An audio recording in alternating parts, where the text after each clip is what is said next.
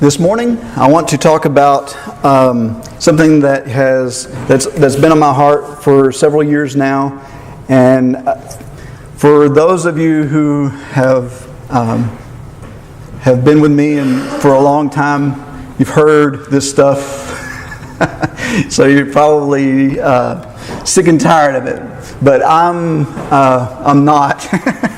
It's one of those things that hits my heart really hard. And so I want to talk this morning about what it means when Jesus talks about the least of these. And this was one of those watershed moments in my life where I went from being just someone who showed up to church to someone who started following Christ.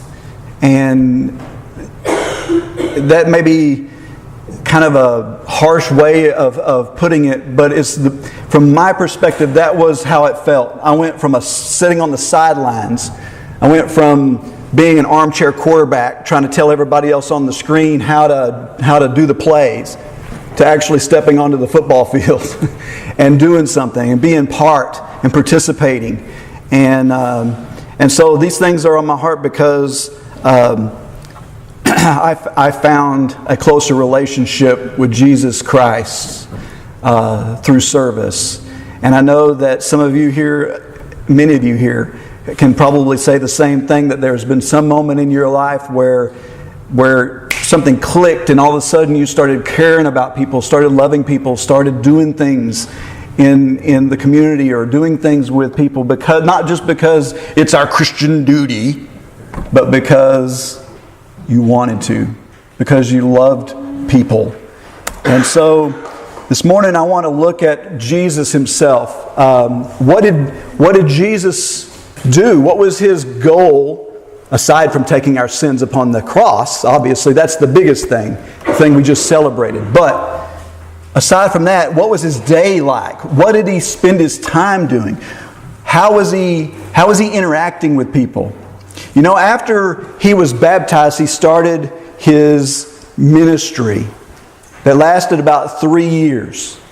Now, after he was tempted in the wilderness, the first place he went was home, Nazareth, where he was raised. And he went there, and he went to the synagogue, where they would gather on the Sabbath every week, and they would read from the scrolls, and they would pontificate about it, try and learn from what the prophets were saying. And Jesus shows up and he asks for the scroll of Isaiah. And he begins to read from it. And this event is recorded in Luke 4, verse 17 through 21. It says, "And the scroll of the prophet Isaiah was given to him. He unrolled the scroll and found the place where it was written, 'The Spirit of the Lord is upon me, because He has anointed me to proclaim good news to the poor. He has sent me to proclaim liberty to the captives and recovering of the sight to the blind, to set at liberty those who are oppressed, to proclaim the year of the Lord's favor.' And he rolled up the scroll, gave it back to the attendant, and sat down. And the eyes of all the synagogue were fixed on him. And he began to say to them, 'Today, this scripture has been fulfilled in your hearing.'" So what's Jesus saying? He's like, today is the beginning. Something is about to start with me. I am about to go on a mission. And this is what my mission is. It comes right out of Isaiah 61. It's not new. It's old. But I'm going to fulfill it. I'm going to demonstrate it in my life. And of course, before he was through speaking, they got mad at him and tried to throw him off a cliff.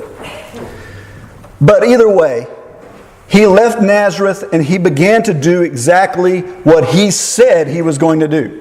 Now I want to take particular notion as to who he said he was going to go to. He says, He's anointed me to proclaim the good news to who? The poor.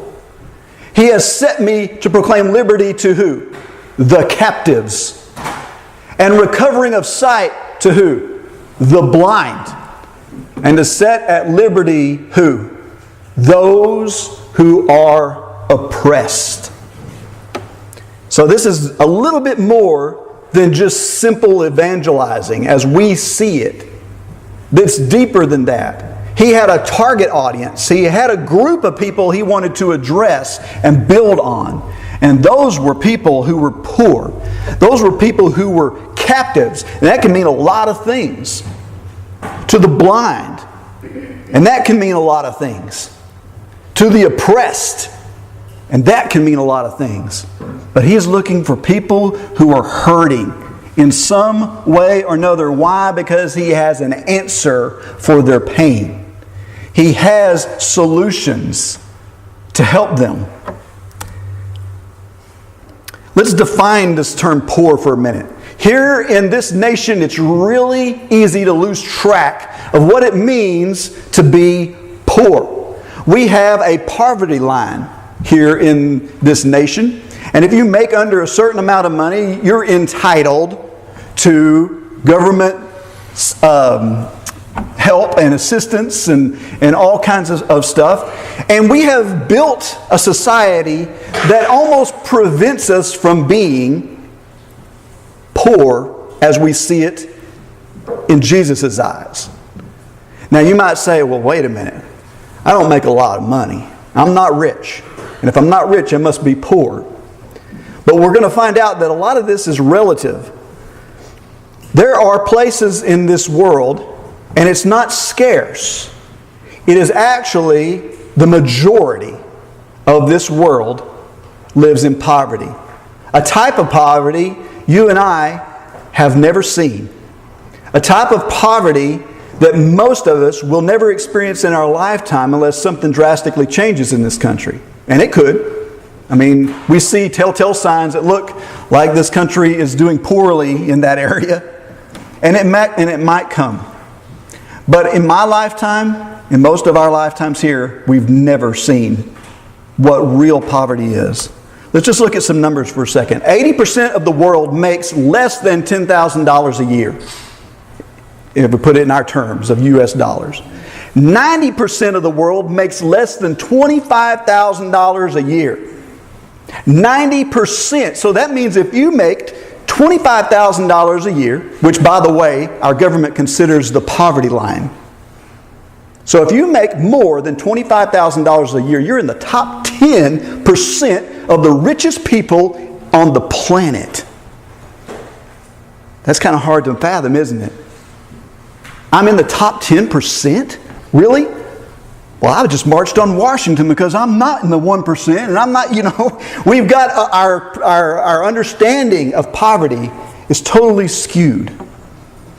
There's not people regularly dying of starvation here, and many of the other things that plague this world. UNICEF estimates that almost 300 million orphans exist on this planet worldwide. 300 million people without parents, most of which will either die, be sold into slavery, or just exist on some mundane level and probably die before they get too old. Over 26,500 children die every single day from a preventable illness. That's 10 million each year. Now that's just a number.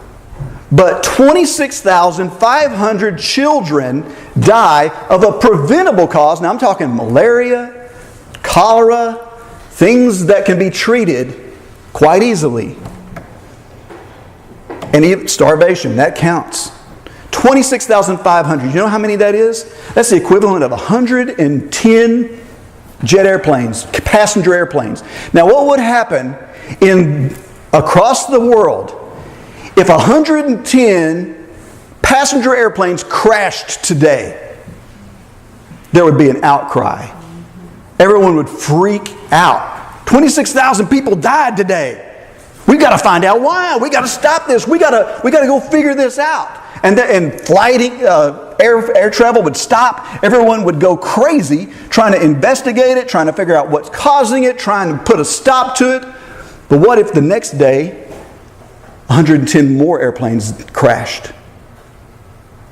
You see, that is almost unfathomable in our mind. But it's a reality. It really is happening all throughout the world.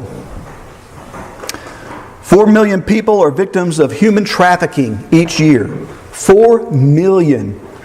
We think of slavery as if it was something of the past, don't we? Because we only have our little American perspective. And we think about the slavery that we had here in this country, which was abolished after Abraham Lincoln. But slavery is not abolished in the world. In fact, it has grown to such great numbers that it is more slaves in the world today than there ever has existed. 4 million people every year are victims of human trafficking. And guess what? This isn't too far from home either. Dallas, Texas is one of the leading cities in the United States for human trafficking. People are kidnapped and shipped out of this country all the time, right under our noses. And we just go on about our walk. We don't even really think about it. Half of those are children. Those children will see all kinds of horrific things in their life as a slave. Some of it is a sex trade. Some of it is going to be indentured servants. Some of them are going to be soldiers, forced to fight in some army as disposable soldiers. Jesus, whenever he was given his Olivet Discourse, he began to talk about the final times. And one of the things he began to talk about here was judgment and looking at people and how they lived. And he says, here he gives this example of talking to one side versus the other. He says, "For I was hungry and you gave me food. I was thirsty and you gave me drink. I was a stranger and you welcomed me. I was naked and you clothed me. I was sick and you visited me. I was in prison and you came to me." Later in verse 40 he says, "Truly I say to you, as you did it to one of the least of these, my brothers, you did it to me." His call here was, are you doing anything? Are you loving people? Are you taking care of the hungry? Are you taking care of the thirsty? Are you welcoming in strangers? Are you taking care of people who can't even put clothes on their back? Are you taking care of those who are sick? Or visit them whenever they're incarcerated? And like I said, that can mean a lot of different things. He says, "Truly, if you did it to one of the least of these, you've done it to me." Now that's what the term that hit me. In 2009, I began thinking about this. What is the least of these? What does it mean? Well, what he's saying basically is the ones who need it most. Have you not even done it to those that are in the most need? Because that's where you should at least start, is where the need is the greatest.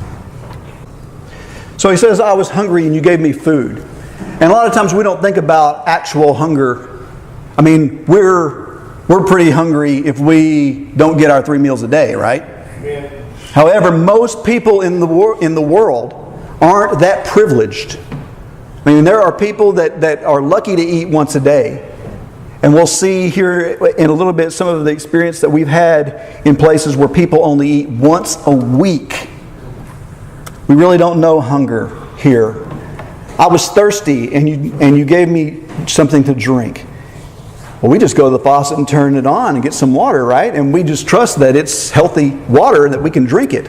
This, once again, is not something that is common across the world. In fact, the whole continent of Africa suffers from poor water conditions. Places where children, because they're the strongest ones in the family, that should tell you something. Children walk miles and miles and miles to go get water for their family for the day. And the water that they find is usually a mud puddle somewhere, full of parasites. And they bring that home and they give it to their family, and the family has to make this conscious decision. The human body can only survive 3 days without water. So do I submit my children to this water to save their life so they live longer than the next 2 days? yet knowing I'm putting a parasite inside their body that's going to cause them to have diarrhea and to get dehydrated and to be sick all the time. And so a lot of people die from dehydration because of the parasites in the water. I was naked and you clothed me. There are places all over this world where people can't afford to even put clothes on. And once again, we just run to Walmart, get what we need. The sick. Illness is rampant across this world. Like I said, people are dying from very preventable diseases, malaria, cholera, things like this. But AIDS has become an epidemic, and AIDS has crippled a large chunk of this world. And we used to look at people with AIDS with disdain and with judgment. But you know what? There are children being born with AIDS. And there's a lot of reasons why this disease continues to proliferate across the world. And people are suffering for it. A lot of the orphans exist because their parents are dying of AIDS. I was in prison. It's hard to think about going to prison for what you believe, but once again, it happens everywhere in this world. The nation of China, nation of the Soviet Union, what was Russia, Middle East. It happens all the time. So why aren't we helping? There are many reasons why we don't help. But I think the biggest reason is our hearts just aren't broken for it. You know, a quote by Dr. Bob Pierce, he said, "Let my heart be broken by the things that break the heart of God." Now, Dr. Bob Pierce is the founder of World Vision, one of the largest nonprofit charitable organizations in the world. But it didn't start that way. It started really rough for him. It started whenever he was in China on a mission trip, and he converted someone to Christ and was excited about it and was ecstatic and went back and was telling everybody, "Hey, I was able to convert this family to Christ." And the next day, the father brought his child to Dr. Pierce, who was beaten horribly, and said, "You're the reason for this. Your God is the reason why they beat my child. What are you going to do about it?" See, it's more than just evangelizing. It's about being there for people and understanding them and loving them. And it's a hard, long process. It's not just something you fix with a check that you write, although that is a big part of it. So I want to talk about what broke my heart. Like I said, in 2009, I got this urge, this calling, whatever, to go to the least of these. And I began to research, where are the least of these? Where are the ones that need it the most? And I started finding out that this nation of Haiti was only 500 miles away. And it is the poorest place in the Western Hemisphere. And I began to look at statistics and all this sort of thing. And I began to talk about it and preach about it and say, you know what, we need to be helping in places like Haiti and et cetera, et cetera. Well, in January of 2010, an earthquake happened in Haiti. And millions of people were displaced and injured. Over 300,000 people were killed because their infrastructure was so bad. And I got an opportunity to go. A friend of mine called me and he said, "Were you serious about what you were saying about Haiti? Because I got a plane ticket. I got a way to get there if you want to go." And I was like, "Okay, sign me up." And I went. And I met a lot of people. I saw a lot of need. I saw things that just broke my heart, that changed me completely. I went and I visited a place called the Sunlight Children's Home. And we were there because of their security. Their security the wall had fallen, and people were rioting in the streets looking for food, looking for anything they could get their hands on. And this little children's home had plenty of it. And people were coming to attack the children and to attack the orphanage in order to get food. And at first you might think, what evil people. But you know what? You've never been hungry like this. It changes what you think. It changes your reasoning. And so we must have mercy and grace in our hearts for all of those people. This is a picture here of the wall that had fallen. And whenever I agreed to go, they said, "Well, we're going to send you down there for 4 days, and then we're going to send in another team." And I was like, "Why?" I mean, I really want to help. I mean, I can be there for 2 weeks if you need me. And they laughed. And they said, no, you can't. It says, we don't let anybody stay right now in this type of situation for more than 4 days because you're going to be totally beaten up. And the friend of mine that had called, he went the week before, and he had talked them into letting him stay. I showed up, and this man was spent. I showed up, and I saw him sitting in a chair. This is a happy man. Every time I see him, he's just full of jokes and all kinds of stuff. I saw him sitting in the chair in the middle of this courtyard at this orphanage with his head between his legs. And I went and I talked to him, and he was like, oh, brother, I'm so glad you're here. And he hugged me and all this sort of thing. And then we went to work, and that man was worthless the next 4 days. He was completely out of it. He served very little purpose being there. And I started to understand why they told us that we were only going to be there for 4 days. This children's home had, the lady who ran it was on vacation in her home in Florida and left the kids on their own. Their oldest kid there was 20 years old, so he's still a man. And so she left them there alone. And when this earthquake occurred, she was not there with these children that she calls her family. It was total chaos. The ground began to shake. They didn't know what to do. They began to panic and they began to run.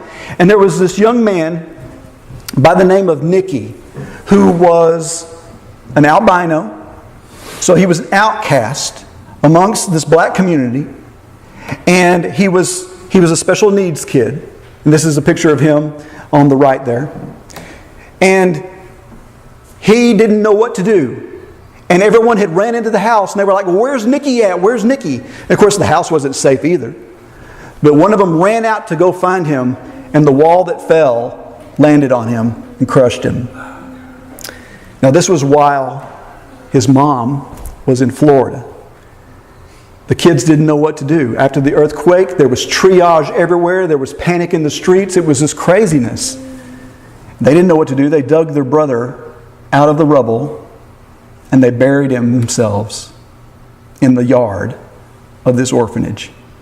Here's a picture of the tombstone that they built after we got there and were able to actually supply concrete and stuff to help rebuild the wall. They decided to make a marker stone for him. It says, our beloved Nicky, brother, son, and friend, your humble and gentle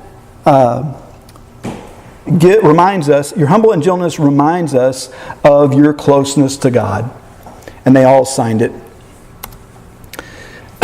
This is a picture of some of the tents that were set up to house people who had been displaced in this time. Now, the next picture here is a picture of Roberta Edwards. She was the lady who ran the home. And last year we lost her. She was stopped by some child traffickers who shot and killed her and stole one of her kids from the car. Now, praise God, the authorities apprehended the guys that did that and returned little JoJo back to the children's home. And now the oldest boy that was in that orphanage is now running the place. And so God's work is continuing there. I saw things in these people. I'd heard how lazy they were and how they were just looking for a handout. But I saw hardworking people. I saw people that were devoted to God. I saw people that were praising God in this time of need. I saw people coming to worship Him in clothes that I don't know how they kept this clean, but they would show up and they would worship God even though they were suffering. I watched people come to Christ. I saw several people baptized in those 4 days that I was there. This changed them. And this is how I spent most of my time, shoveling rocks. And you might think, okay, how is that service? When I think of mission work, I don't think of shoveling rocks. But that's all I did for 4 days. And breaking them up into smaller pieces with a 16-pound sledgehammer. Whose idea was that? In 80-something degree weather, 100% humidity, it was the worst and the best 4 days of my life. There wasn't a second that went by I did not want to go home. There wasn't a minute that went by I wasn't thinking about my family. I wasn't thinking about my nice, cushy bed. But then on the other hand, I felt closer to Christ than I ever have. And I saw these people that loved God, and I saw a need there. And the biggest thing I learned in those 4 days was that writing a check would not have fixed what I was able to take part in. A man grabbed me by the hand as I was leaving and continued to shake it and told me his name over and over and over. My name is Edward. I live in Cité Soleil. And he just kept saying it over and over. And I thought, is this some weird cultural thing that I don't get? And then he pulled me close and he says, just please don't forget me. And that's when it hit me. That the need is not just food and water and clothing and shelter, but it is love. It is people needing to know somebody cares, that someone will remember me, that even though I'm going to fly away and go back to paradise, that I will remember that man. And that man changed my life. I still remember every wrinkle on his face. I remember the cracking of his voice like mine is now. I couldn't help, when I got back, I was completely out of joint. I didn't know what to do. I wanted to serve, and I knew my heart was there with those people. I didn't know how to fix it. So we started this nonprofit of our own, but didn't know what to do, didn't know how to do it. And so it took a couple of years for us to get back into that country. But we did go back with a group called Adventures in Missions. And it was a different place. When we went back, a lot of the tragedy was gone and they were recovering. But the needs still exist. Melanie got to go for the first time. And we stayed in one of the roughest places outside of Port-au-Prince. It's a little place called Carrefour, which is, the travel agencies will tell you don't go into that place. But we went anyway, and we experienced a lot of things. We got to meet a lot of people. We got to love on people. We got to do prayer walks for the first time, and I got to get into people's lives and just to walk around and say, hey, I want to pray for you. What are your needs? And it was so great to do that. We got to visit the local schools and talk to the kids and sing VBS type of songs with them and uplift them. And they would flock us and they would hold on to us and not wanting to go. Once again, finding out that this need is not just about the physical needs, but it's about the spiritual and the emotional needs of them. We played games with them. We ministered to a little local church that was just no more than a concrete wall with some tarp stretched up around it. When we went on prayer walks, I stopped it here on this picture because some of you may have met Jeremy last week. He came to visit us here. This is when we met him and his wife, and we went on one of these prayer walks. And some of the things I learned the most from them, I learned from the prayer walks. We were going through one of the roughest places in their nation. It was very much the equivalent of us going to South Dallas and walking around down there, right? And we're walking around and we're going to say to people, hey, we're Christians from America. We want to pray for you. What do you need? And we came across, I want to call it a liquor store, but it really was more like a concession stand set up. And there was some young guys leaned up against their rough-looking type of guys. And you would see the same thing here in America. The type of people you would walk around and just avoid, right? And then we're walking, and one of them starts shouting at us. And of course, Haitian Creole sounds like they're mad at you all the time, even when they're not. The guy starts shouting at us, and the translator says, he looks at me, he says, he needs to know if you have a message for him. I'm like, okay. And so we went and we started teaching the gospel to him. We started at Genesis and went through the whole Bible. And the guy came to Christ.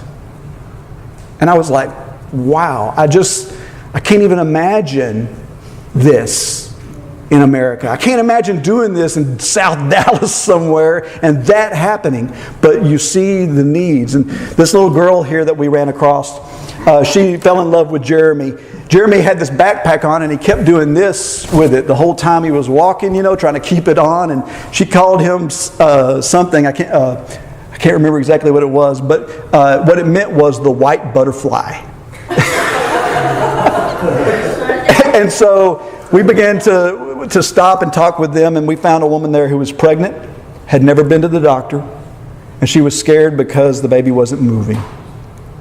This is the type of thing that we would just go to our doctor and get some prenatal care. No such thing over there. So we did the only thing we could do, which was pray for them. This is a picture of how many of the Haitians make their livings. This is the local dump. And it stretches for as far as the eye can see. And those people there are looking for food, and they're looking for things that they can sell on the street to help make a living. There are also people that live there. And that, by the way, is the worst smell in the world. I do not know, I can't even explain that to you. I can't bring the smell back and and give it to you, but it's a combination of death, fish, and burning rubber.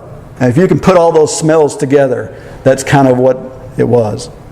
This is one of the tent cities that still existed while we were there. And this was the second lesson I learned from Haiti. Was we met a woman, we were praying for her, and her prayer was, she was a Christian, mind you, a Christian who was attending regular services, and her request to us was, please let the man that I'm living with marry me. That was her prayer request.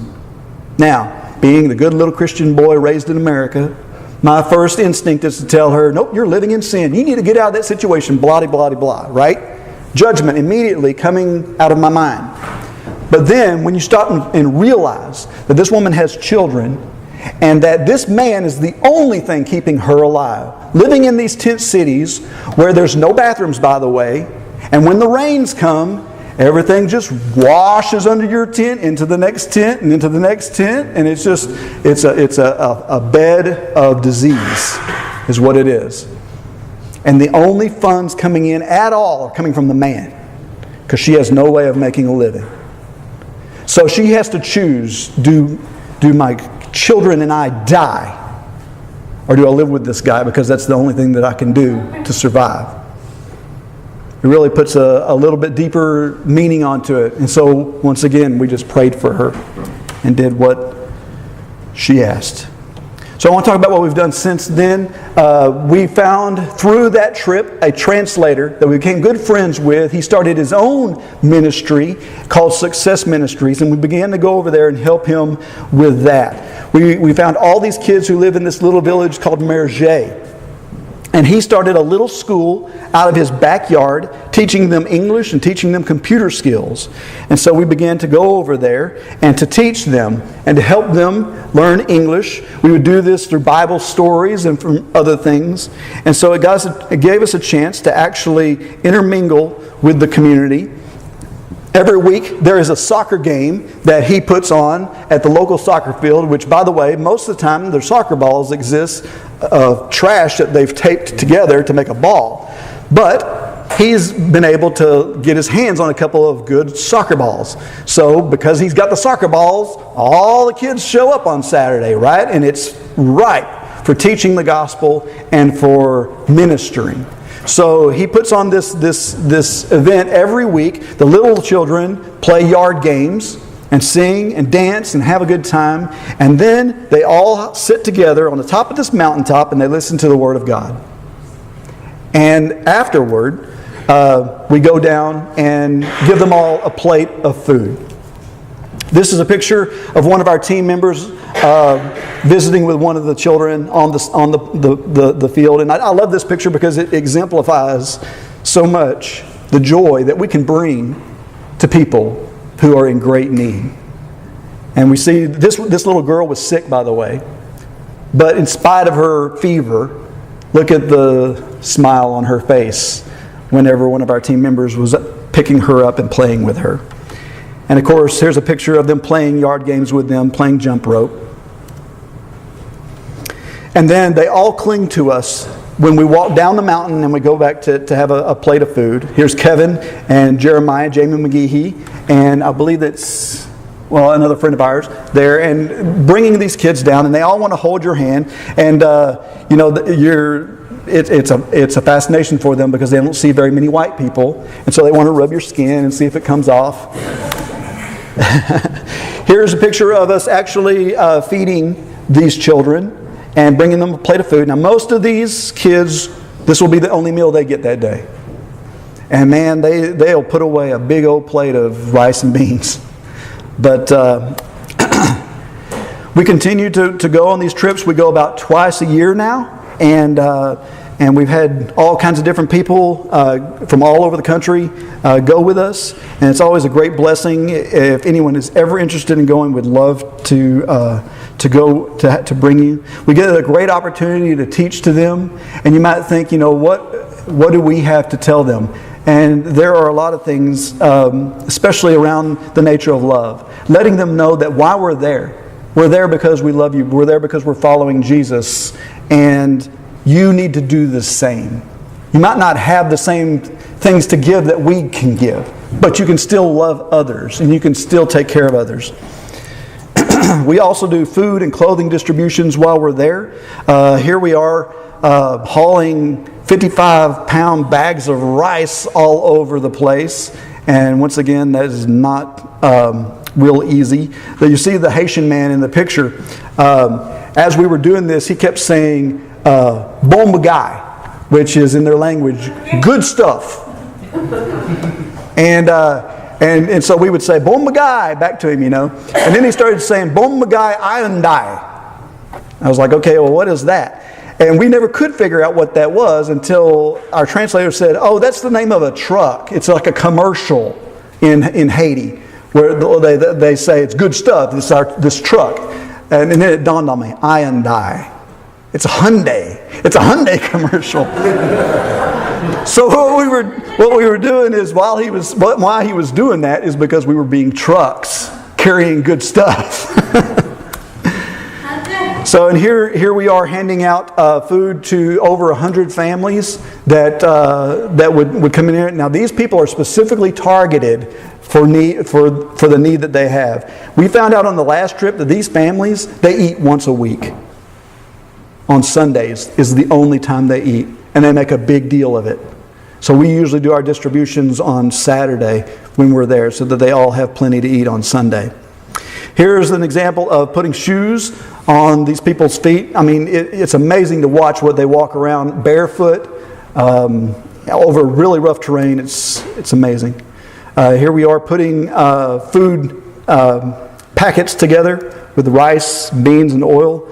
And this has really begun to grow. We've got over 160 kids per week that we're able to feed because of this. I want to talk just a second about Days for Girls. It's a program that deals with feminine hygiene. Now this is something that, I'm not going to be embarrassing up here, but this is one of those things that we take for granted here as well. Because you ladies have such access to products they don't have access to in these places. And so these women would lose days out of their life completely. I mean, they wouldn't be able to go to school. They wouldn't be able to go to work or do anything. And so we connected with a group called Days for Girls that builds these kits that they can wash and reuse and that sort of stuff. And the first time we went and to do this, there was a huge crowd of women that came. And it was chaos, and it was Melanie was kind of leading it, and she came to me crying afterwards. It was so horrible. The translator didn't translate what we were wanting to say, and we didn't get to show them this or show them that, and it just devolved and crashed, and it was horrible. But my experience was different because I was standing outside, and the pastor of the church that we were doing this in looked at me with tears in his eyes and said, no one's done this for them. No one's ever tried to do something like this for these people. They're so happy. But it seemed like it was just a mess, right? The next time we went, another group of girls showed up. It was much more organized. Jamie McGee was with us. Candace Slaughter was with us. And we began they began to do that ministry because I'm just standing back, taking pictures or whatever. But what was cool was one of the ladies stood up and she said, I came to this last time y'all did it and it changed my life. So the things that looks like a failure from us can actually be a win for God. And this picture here I took while this lady was standing up. Candace gave her testimony and about how a rough life she had in relationships and with having children. And she was just up there in tears sharing her story and coming to God. And this woman stood up, and this was one of those moments where you know you're making a connection. The woman stood up and said, "Your story is our story, and we love you." And so when you look at these ladies' lives and you see how horrible their conditions are, that means a lot when she says, we're like each other, and so we need to stay together as sisters in Christ.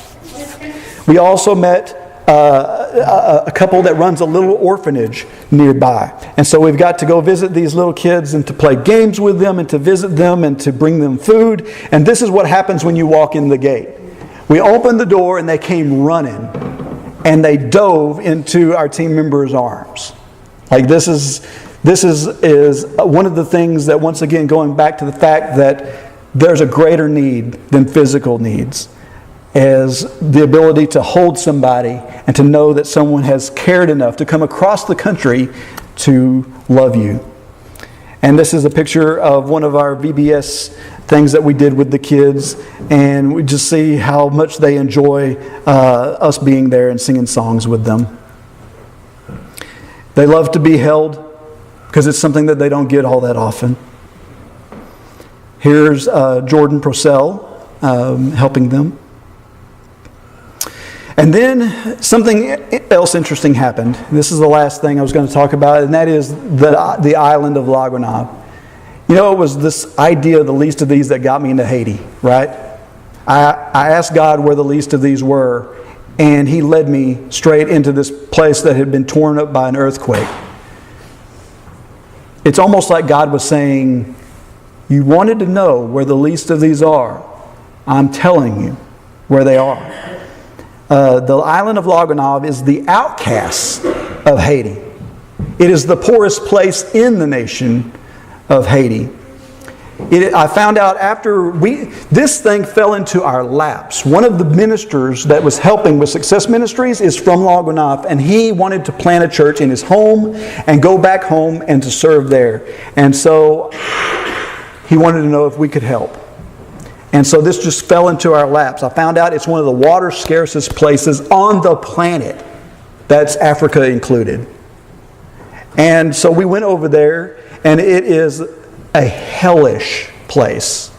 It literally is like the surface of another planet. When we traveled over there, it took us 8 hours to get from the place we were staying in Haiti to this island, because there's a 45-minute boat ride on a little boat that doesn't look like it's going to make it over ocean waves. And then we end up on this place and had to drive 4 hours inland over terrain which was like the surface of the moon or a dry riverbed. It's like rock climbing, the entire rock, trailblazing or whatever, over this rough terrain. This is just a picture of kind of what everything looks like over there. This red dirt and these coral rocks sticking up out of it everywhere. The need over there is so great, I can't even put it into words. People over there are starving. People over there have no clean water. Everyone is sick. Everyone we meet pretty much is sick. We spend most of the time over there just praying over people, sitting with people, listening to their stories, and praying over them. We had the opportunity to bring them Bibles. Now, bear in mind also, we are the first white people these people have ever seen. Missionaries don't go to this area. It's because of the logistics. It's too hard to get to, and most people just don't invest in it. So they don't have Bibles. They don't have a lot of things. And we brought them Bibles. And it was so great watching them read the Bible in their own language for the first time. This is a picture of one of the locals. The minute he got the Bible, he went down to the ground and began to pour over it. This is a picture of the church we ministered there. It's made out of sticks and tarps. And once again, this is us on prayer walks, praying with people, trying to help those. We've talked to people who, once again, have had miscarriages, can't have babies, or they're dying in childbirth, family members that have passed, illnesses. No one's been able to diagnose what is happening with any of them. It's just a great need. Now, we have recently been blessed to cooperate with another group that is wanting to serve in this area. And come to find out, they were only working like 2 miles from where we were. It was unreal how God has put us in each other's path. And through them, we've been able to purchase a well drilling rig, which is currently on its way over there. And when we go in June, we'll hopefully be able to see them drill some water out of the ground for these people so that they can actually have clean water to drink. You know, the last time I was over there, first time we went over there, I met a pastor named Hait, and he said, "Can you pray over my congregation?" So we did. Well, this last time I came back, he grabbed us and he said, "You are such a blessing to us. Since you were here and since you prayed for abundance to come to us, we have received money from the United States from family members we didn't even know we had. We thought they died on an exodus on a boat to try and get to America. But they heard from them and they sent money to them. And they were able to actually start building a church." And he said, "It's because you missionaries came and prayed for us. And the prayer of a righteous person avails much." And then we were happy with that. And I'm like, wow. You don't know what it's like to be an answer to somebody's prayer. And as we were getting ready to leave, he stopped me and he says, "I want to tell you one other thing. I've been having dreams. I've been dreaming about white people here drilling for water." Now, I had not told him our plans. I had not told him what we had been talking about. I had not told him any of this. And we've got a truck already.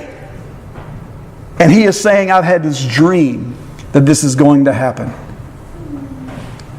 Just one of those moments where it lets me know God is blessing this work. It's nothing that I'm doing. It's nothing that any of our team members are doing. It's about going where God is leading. We are all an answer to somebody's prayer. You just don't know it yet. So just pray that God will lead you wherever He needs you to be. It might be in Haiti. It might be in Africa. It might be in Mexico. It might be right next door. But listen for His call, because somebody is praying for it.